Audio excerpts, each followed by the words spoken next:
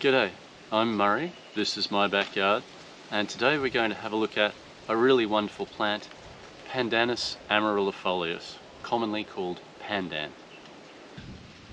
This is the first in a multi-part series on this plant. I'm going to be explaining the basics of what the Pandan is in this part and discussing confusion surrounding the name. I'm using it medicinally, and it has been of great assistance with my mother's arthritis. It's one of the many things that Pandan is famous for helping with, and she's found it just amazing. So yeah, it's a fantastic plant. So there's going to be at least 4 parts, and then maybe a 5th for anything that I've forgotten, and we'll see how it goes from there. Pandan is a leaf herb that has been used for so long it's become a cultigen. That is, it reproduces by being cultivated. Some flowers require a particular bee to pollinate them. Some plants need to be eaten, have their seeds eaten by an elephant, and that elephant to go and fertilize an area, and then more plants grow. These rely on man. They've been used, the wagtail might want a drink. They've been used for so long that they've adapted to be reproduced by another species, us. Now this is an extremely popular plant in Southeast Asia. It's widely used in cooking. It is also medicinal. The medicinal properties are the reason why I'm growing it and why I'm growing so much of it. First off though, the name. There are a number of common names for Pandan amaryllifolius, a couple of which are a bit misleading. It's commonly called the screw pine by people in Southeast Asia, and also the fragrant screw pine. Now if it was only called the fragrant screw pine, that would cause a lot of confusion.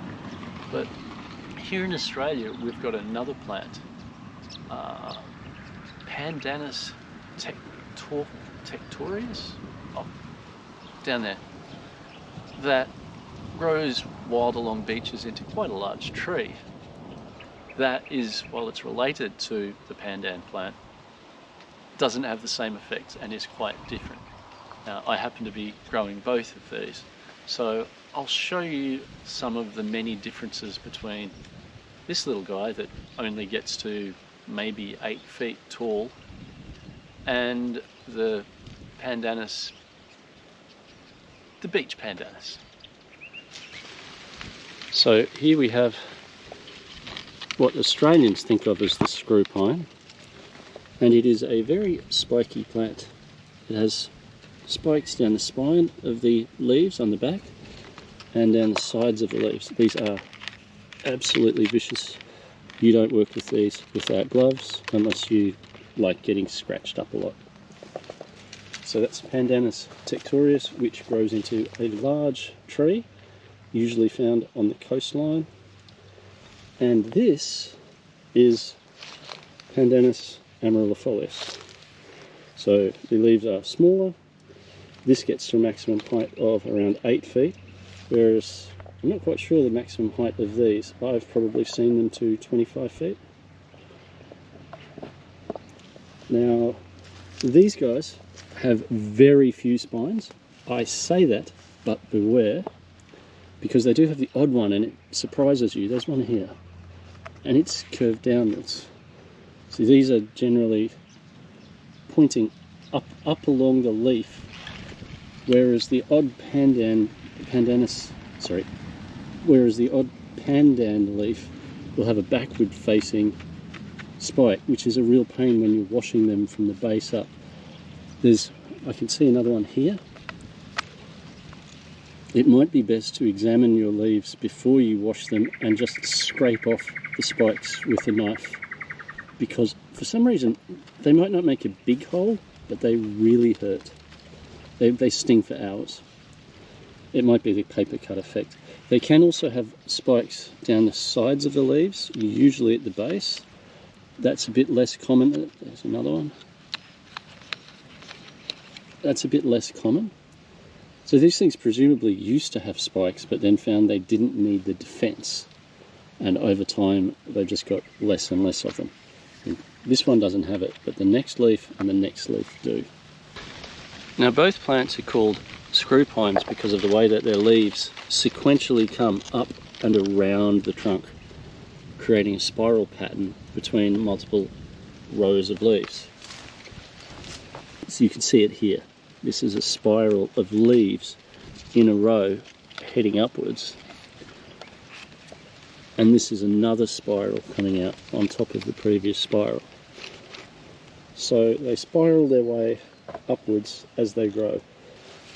So I can see why they'd be called screw, but I don't get any resemblance between these plants and an actual pine. It makes sense to end here.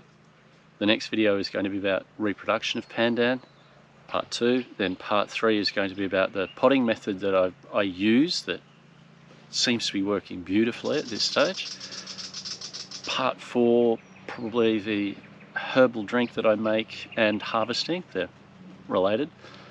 And part 5, if there is a part 5, there probably will be, stuff that I've forgotten to tell you along the way, or just wrapping up in general. So stay tuned for part 2. I hope you've enjoyed part 1. And I just want to say, these were not filmed in a sequence, in order. These were filmed when I had a job to do on the Pandan plants. I would do it, and I would film it if it was something that I thought should be part of this All About the Pandan series. So if you're looking out the back there, you'll see it is dry and barren at the moment, and at other times it's lush and green. So there's no real order. My clothes will change randomly.